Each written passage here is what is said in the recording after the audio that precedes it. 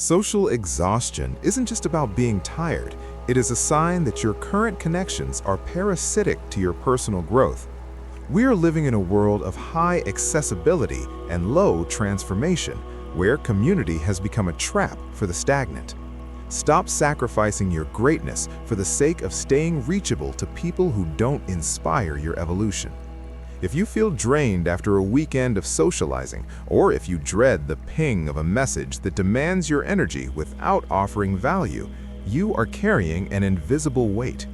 Here at Green Thoughts, we believe your environment dictates your elevation, and right now, your social environment might be the anchor holding you down. We are suffocating under the weight of lukewarm alliances that demand maintenance but offer no transformation. It is time to prune the thicket. Consider the invisible weight of lukewarm alliances. We contrast the dopamine hit of constant notifications with the reality of mental exhaustion in 2026. A like feels good, a comment feels validating, but this constant connectivity is a leak in your fuel tank. We define the stagnant tie as a relationship that requires high maintenance but offers zero personal transformation. These are the people you see out of obligation, the conversations that revolve around past grievances or shared complaints. You spend hours maintaining these bonds because they feel familiar, but familiarity is not intimacy. It is often just mutual stagnation.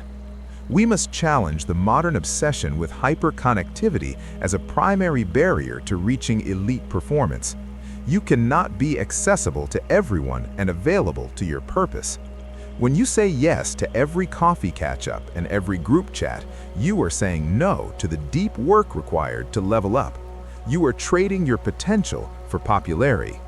The cost of keeping everyone close is that you keep yourself small. This leads us to cultivating a transformative inner circle.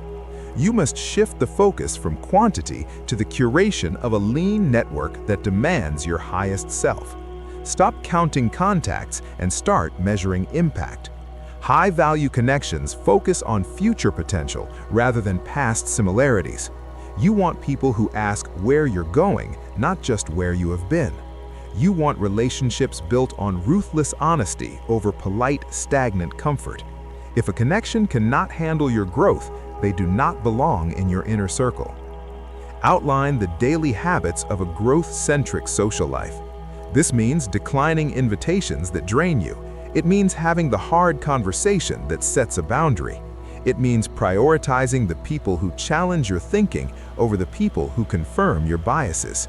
You reclaim the energy required for relentless growth by discarding the comfort of familiar bystanders. Your circle should be a mirror that shows you who you are becoming, not who you used to be. If you are ready to curate your circle, subscribe to Green Thoughts. We are here to build depth, not distractions.